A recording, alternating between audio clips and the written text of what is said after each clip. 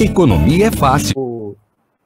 Prosseguir, né? Vamos aí com o nosso último quadro desta edição, que é, vamos ao quadro resenha, não é resumo, com a dica de livro da semana. Livro ou filme, né? Eu ainda não fiz aqui um filme. Dá uma dica aí de filme que você gostaria que eu fizesse uma análise, fizesse uma resenha, né? Ou um tema, que aí eu vou buscar um filme. Pode ser ficção ou documentário, não necessariamente documentário, né? Ou dica de livro. Também, não precisa ser um livro técnico, pode ser também um livro de ficção, né?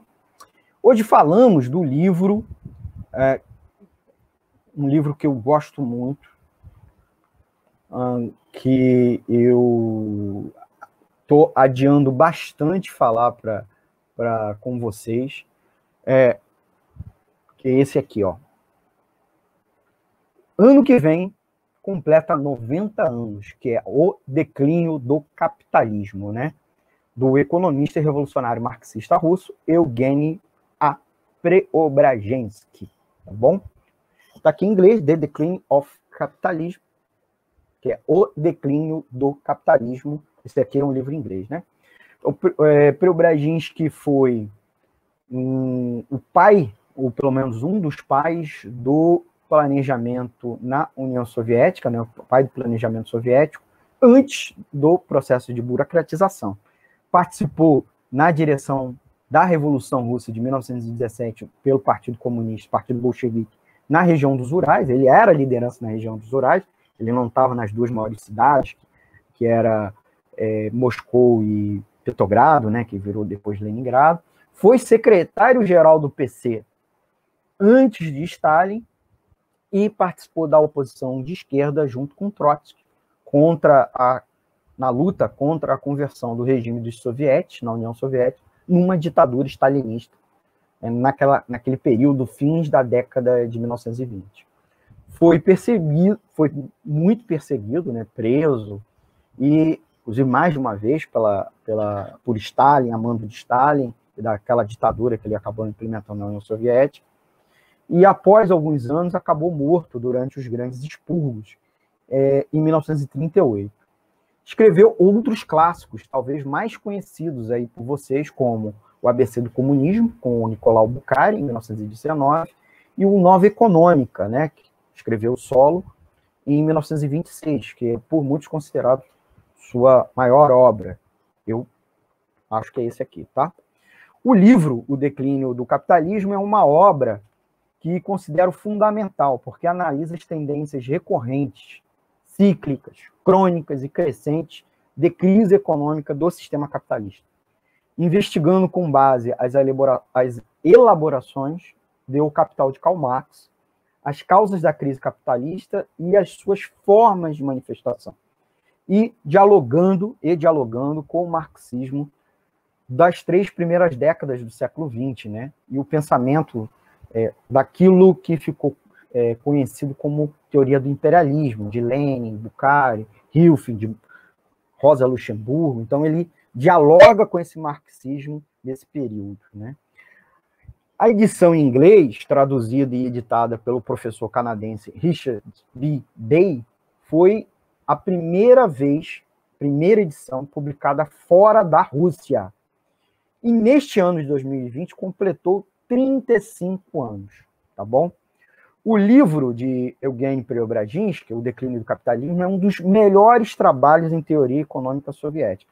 Não é eu que digo, tá? São vários resenhistas muito importantes, e Eduard Eckart, né? O próprio Richard tem uma lista enorme de autores.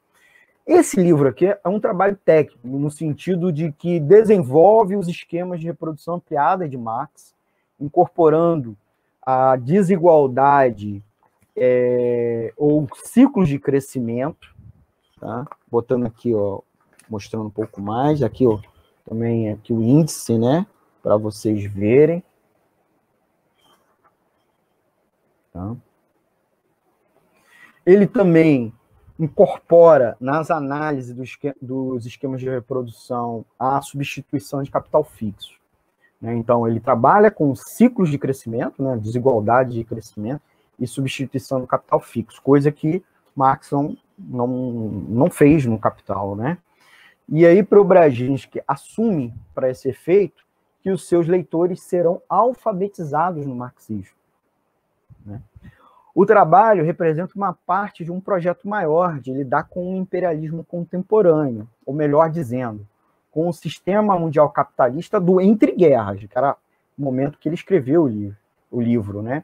E seu grave e explícito declínio, por isso, o declínio do capitalismo.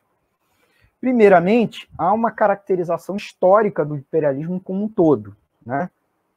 Abre parênteses, o início das relações de produção capitalista, ele trata no livro, do capitalismo, ele fala também do capitalismo clássico e do capitalismo na fase do imperialismo. A evolução das formas tomadas pelo Estado burguês, a forma de Estado feudal burguês, bonapartismo, a democracia burguesa e o fascismo. A evolução do todo, né, de toda a superestrutura do capitalismo. Então, ele fala isso no livro. É bem legal. Uma parte introdutória, né? Na sequência, ele apresenta as relações de produção pós-imperialismo. E aí é importante a gente colocar aqui as alterações na estrutura, sendo ligado com o monopolismo, as alterações no processo de reprodução e no caráter de crises. Marx, à luz da teoria da reprodução e de crises, e sua aplicação para o nosso próprio dia. Não só o dia naquele tempo, mas até mesmo hoje em dia.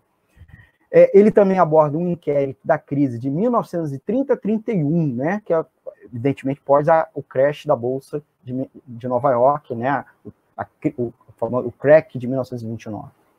Mas também as alterações no sistema de câmbio e no sistema de crédito, as contradições do imperialismo como um todo e do sistema na sua totalidade. E ainda apresenta a caracterização dos principais países capitalistas e do seu papel na economia mundial desde a Primeira Guerra Mundial, pelo menos até 1930-31.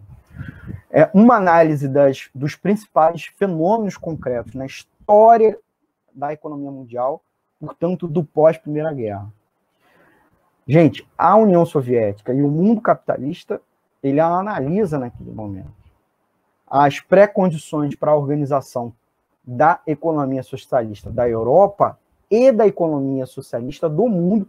Ele também analisa a partir dessa busca, né, desse estudo que ele faz da União Soviética e do mundo capitalista. Mas também, para a gente já começar a concluir, temos em vista a pressão, né, inédita, as questões relacionadas com aquela crise econômica mundial iniciada em 1929 e as crises em geral, nos termos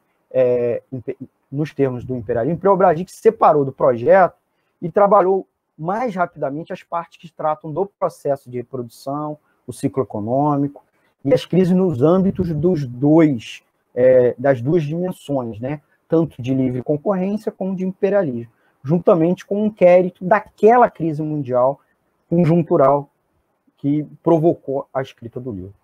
E fez também um estudo da evolução, como eu já tinha dito, do Estado burguês. Além disso, há um capítulo sobre fascismo, gente.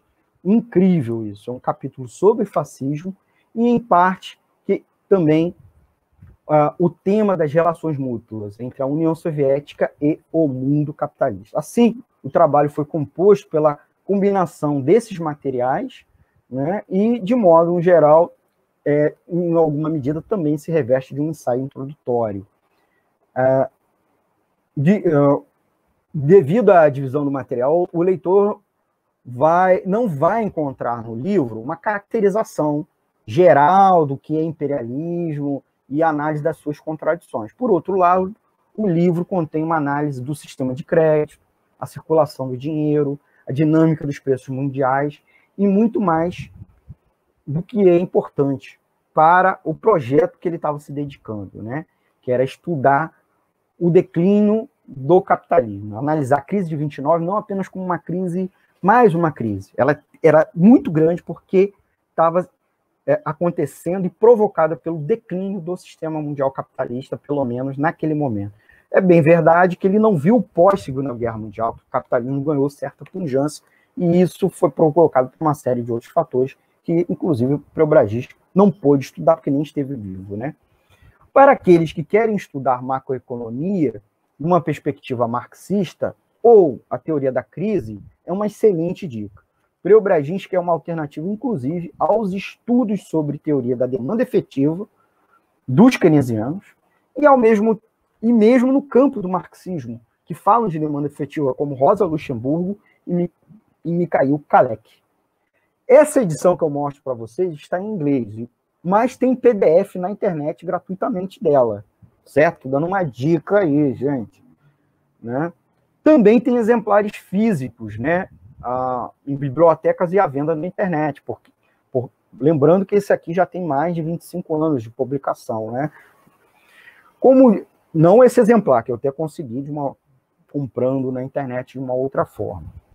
Como eu disse, não tem tradução para o português. E aí, inclusive, estou lançando aqui um desafio, que é um esforço para traduzir e publicar aqui no Brasil, em português, no ano que vem, quando se completa os 90 anos da edição original. Espero contar com os apoios de voluntários. E deixa aqui, né, gente, comentários se vocês querem participar, tá bom? Então é isso. Gostou da dica? Dê seu like e compartilhe com os amigos nas redes sociais. Deixe seu comentário e nos dê sugestões de livros, filmes para as próximas edições. Assista às edições anteriores do quadro aqui no canal, tá bom? Então, a gente encerra a dica de livro, tá bem? Bem, estamos finalizando o Economia Fácil. Não temos mais tempo,